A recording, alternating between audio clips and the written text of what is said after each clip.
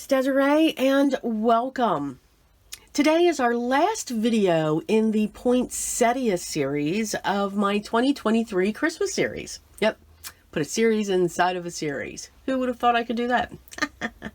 Okay.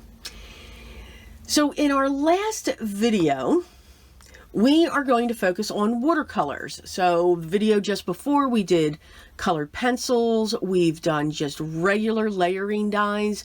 We've done die cutting and given them a sense of realism with a little bit of a bend and a twist. And we've also done some stenciling. This time we're just going to stamp our image, heat emboss it, because that gives us just a little bit of barriers, and we're just going to drop our colors and let the colors do the work for us. And try not to play with it as much as possible, which is what I do. So, you know, it's best if you just drop it, let it go. Yep, drop it, let it go. The stamp set that we're going to use today is by Colorado Craft Company. This is from their Big and Bold, and this is simply called Poinsettia Blessings. We're going to use this beautiful large image. Our card is going to be a 6x6. I love to have more real estate when it comes to this, and these are going to be deep, rich red poinsettia, a poinsettia plant. The sentiment I'm going to use is by Simon Says Stamp, and this says Tidings of Cheer. And I'm also going to show you how you can make your own cardstock with your watercolors to use for your sentiment. Now remember, these videos are going to be a little bit longer. I want to show you as much of the process as I can. I will be doing a voiceover through that. Sometimes, depending upon the technique, may just have some music going in, but just wanted to let you all know that. If these products are still available, they will be linked down below in the video description if you want to check them out. But I am encouraging you, dig into your stash. Look for that big stamped image and let's have some fun with some watercolors. All right, so grab your supplies and let's get started. We're going to first start by getting our image stamped. I'm going to prep this with my anti-static tool because we are going to heat emboss. If you're not comfortable with watercolor, or maybe you're just starting out with watercolor and just want to have some fun with it, when you stamp your image and then heat emboss it, now I like to use VersaFine Black first to stamp the image, and then I'll come in with some clear embossing powder. It gives you a barrier. That little wall of embossed line just gives you this wall, and it'll help you control the watercolors just a little bit. It's a good thing to help you get more comfortable with watercolors. I am certainly not, and I will always say this, I am not a watercolorist. I just love playing with them and letting them do the work. Do you have to have the fancy watercolors? Absolutely not. You do not need to have the Daniel Smiths. Whether you have a pack of the Crayola watercolors, which I think are great to start out with and playing with watercolors, or maybe you already do have the Daniel Smiths, just have fun playing with it. But you can get similar results. Now, yes, your artist grade watercolors, they're going to blend just a little bit better. They're going to mix a little bit better. And again, that's because of the way that they're made, the way that they are produced and developed with the pigments. Yes, I'm violently cleaning this stamp. Oh my goodness. It will, if you're just starting out, get a Crayola set, you know, the 8-color set, because that will force you to mix your colors. That will force you to play with them to see, okay, if I mix this color and this color, what am I going to get? If I mix this one and this one, what am I going to get? Just to get a feel of what that is. And again, it is about color theory when it comes to watercolors. You know, red and yellow will make orange, yellow and blue will make green, red and blue will make purple. But just have fun with that. And you can see I'm starting here with one panel. Now the watercolor paper that I'm using is Canson XL. I love the Canson XL watercolor paper. I really do. Just remember that when you're stamping your image, you saw that I stamped that multiple times. It is textured paper. I'm using cold press. I am a fan of the cold press paper. Hot press is great, but I use that for different applications. Now, I'm still working through watercolors to let them truly do the work. Like right now, I should leave this alone. Leave it alone right here. Just let it go.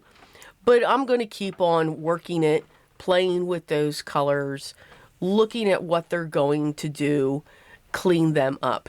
This panel here, I'm creating a gradient of yellow to a golden yellow because I'm going to use that for my sentiment that we'll use for our card later on. And again, I'm just making sure I want to get that darker shade towards the bottom as best as I can. And that's why I keep adding that color and letting it flow through the watercolor, but I don't want it to flow too far. So yeah, there's too much water on this panel, but we keep on going and we're just going to set that aside and let that dry. For our panel here, we are making a 6x6 card. And for our panel here, we're going to start mixing up our greens. For poinsettias, I like them to be a dark green. So I'm adding a little bit of yellow. Sometimes I'm adding a little bit of brown. And just getting that color in there, a base, because we will add our shadows a little bit later. Now, whenever we film, the colors are looking a lot different than what they actually are. And remember, with watercolors, the color that you put down, that pigment, it will dry back. And what I mean by that is you can see how vibrant this is, how dark it might be. It will dry later.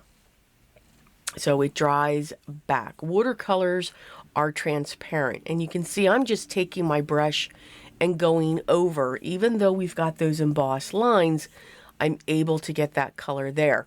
What I also like with the embossed lines is it traps that color. So I'm going to have different values in each of those sections for the pigment to get those different values as well. So those barriers work to or in your favor as you're working it.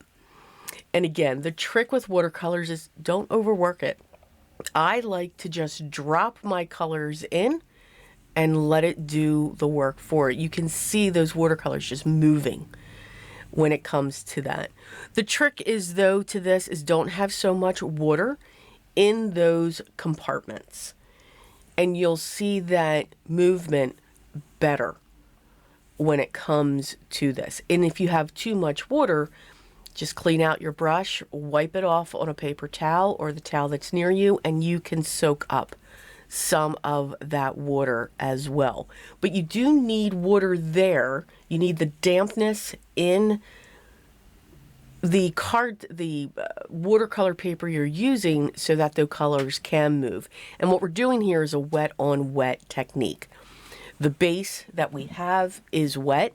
We've added some water, and now we're dropping the wet pigment into those areas and just lightly touching those areas so the pigments will move.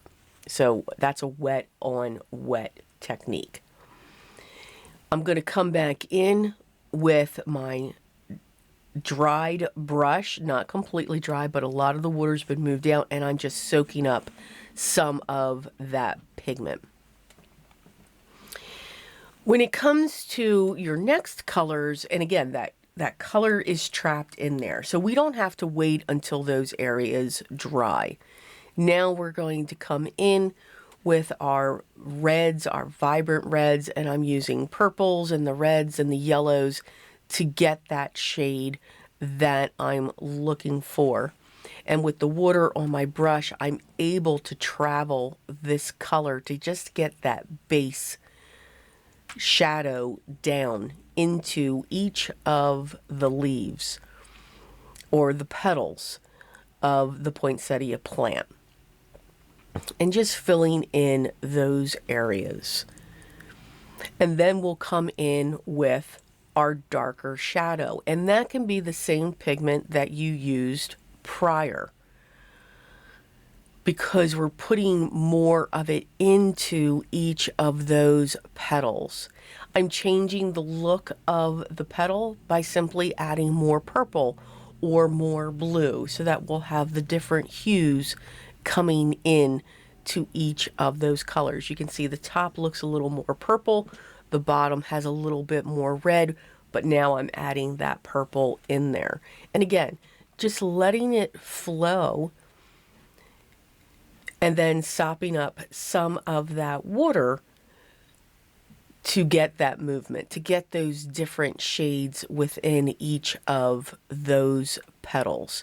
And as I do that, when my brush is going off camera, I'm dipping it down onto my towel or my paper towel that I have to soak up that extra. Because I realized I didn't want all of that purple just sitting there. So now that we have that one done, we're going to let that dry, and now we're going to go into the smaller poinsettia, and we're going to do the same thing. Just drop those colors in, let them move. I love watching the colors move. I think it's relaxing.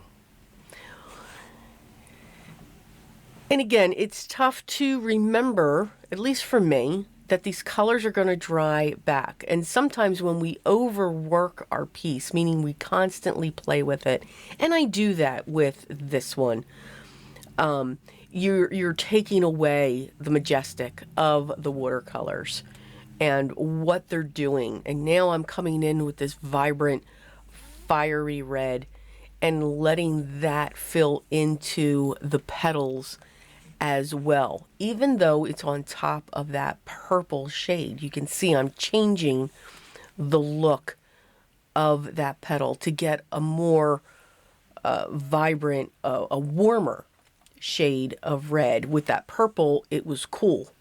It took it to the cool side, and I want it to have a warmer sense to that color. And that's just by having more yellow into that color and more red into it.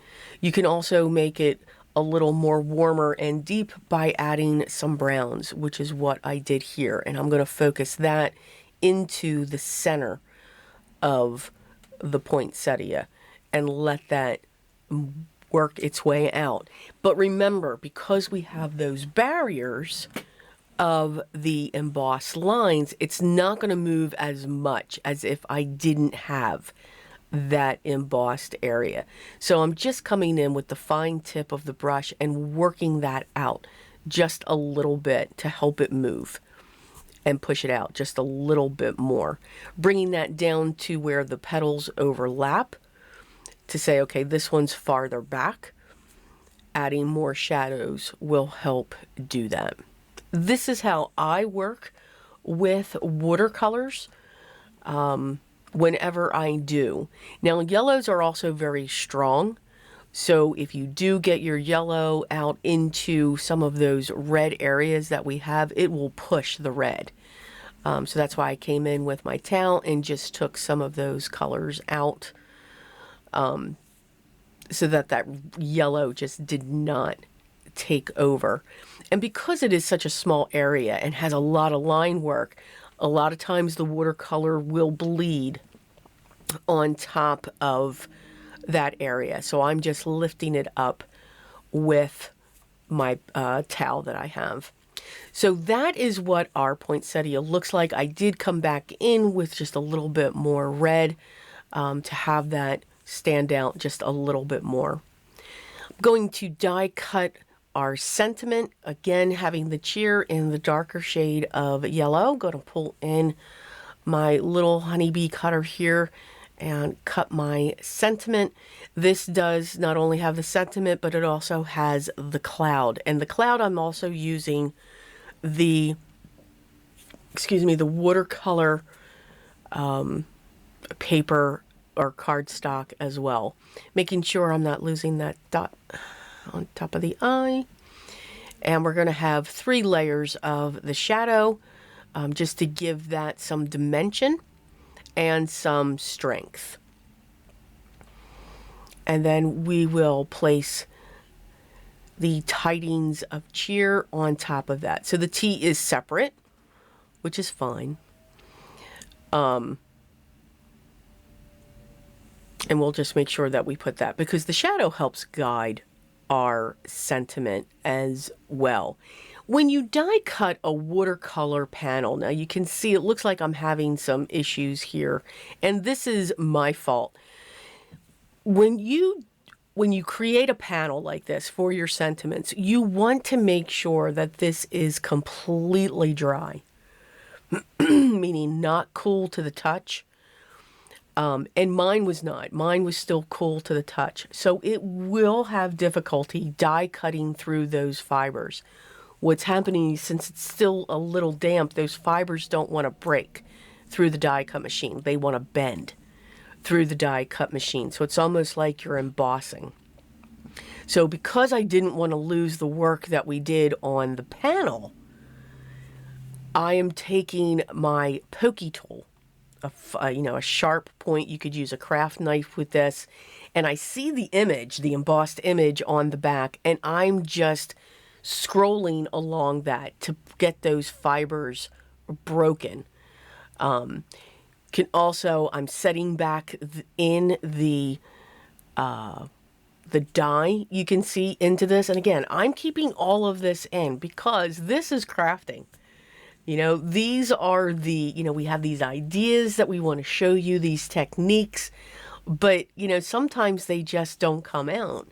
And you can see I'm looking, okay, I went back and forth a few times. Did that finally break those fibers? And you can see, yes, for the most part, it's getting through those fibers, and I don't have to use the pokey tool. But the pokey tool thing does work. It really does. So just remember, make sure your panels are completely dry, and you will have no problems die cutting through Canson XL cold press paper. I do it all the time. But because it was damp, it bends. The fibers are going to try to win, but we will always find a way to beat them.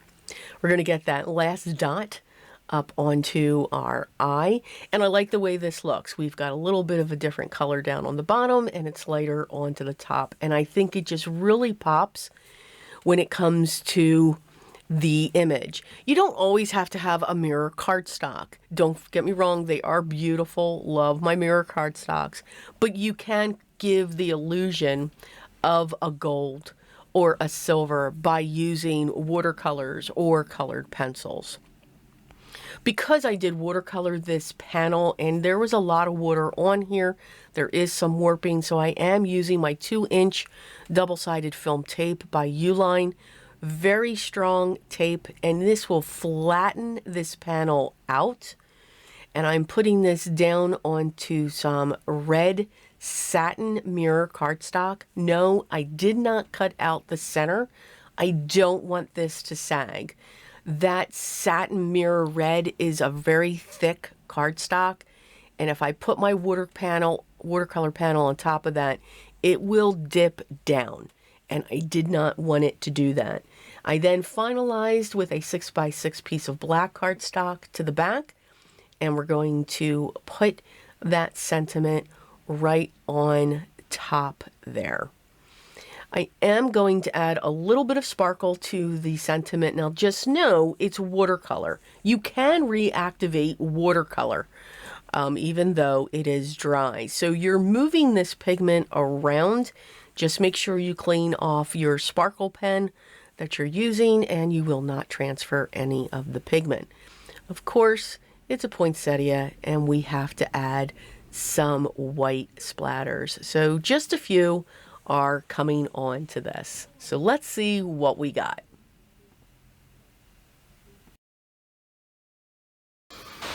Okay, and you can see I overworked just a little bit, but that's okay. I still love the results. I still have the shadows. I still have the depth. I wanted these to be rich, deep poinsettias. I could have made the green just a little bit darker, but I was really focusing on the red when it comes to the petals. And you saw I added purples and browns and blues to get that deep richness to it. But if you just put water down and drop your colors in towards the base, they will continue to run. What you want to make sure though is remember your watercolors will dry back, and when they dry back they go lighter. So you may have to do 1, 2, possibly 3 layers to get the richness that you're looking for. I also created a variegated with some yellows and ochres just to give that variegation, and I wanted that yellow to just pop right off the page. And you can see I added my sparkle pen to that. This is also done with watercolor as well. I added 2 borders, a red glitter and a black. No, I did not cut out the center of my glitter. Sometimes I will cut out the centers of my specialty papers because I love to hoard them. Sometimes though I will not, and the reason why I won't is because when you cut this out, the glitter is thicker cardstock. The mirror cardstock is thicker. I don't want this piece to sink down. And the reason why I say this is because I forget to put another piece of cardstock underneath it. So if you do cut out the center to save your cardstock, just remember to put another piece of cardstock underneath inside the frame so that it won't start concaving, because it will do that over time. So for me to remember not, because I don't remember to do that, I just don't cut out the centers sometimes. So just keep that in mind, and please nobody holler at me because I'm wasting paper. Okay, it's just something that I forget when it comes to being creative because I'm focused on the art. Okay, I hope you enjoyed this. I hope I gave you, or you saw some tips when it comes to dropping those colors in. Saw how I was mixing some colors when it came to this. Again, the main products that I used will be listed down below, and if they're still available, you will see them there. If they're not, again, I am encouraging you, I cannot stress it enough, dig into your own stash. Dig into what you have, or get together with some friends and have a pooling of everything that you all have together and just have fun creating with it. If you have any questions, make sure you leave those down below as well, and I'll make sure I get back to you as soon as I can. If you haven't yet, please subscribe, hit that thumbs up, and make sure you ring the bell for future notifications when videos are ready for you to view. Thank you so much for spending this little bit of time with me, okay, a lot, and creating. I love it when we do that together. Enjoy the process and have fun with creating your art, and know that it is art that you are creating. But most of all, remember what's most important for me. Always be creative, guys. And I will see you soon for our 3rd series. Wait till you see what that one's going to be. It's one of my favorite too. See you then.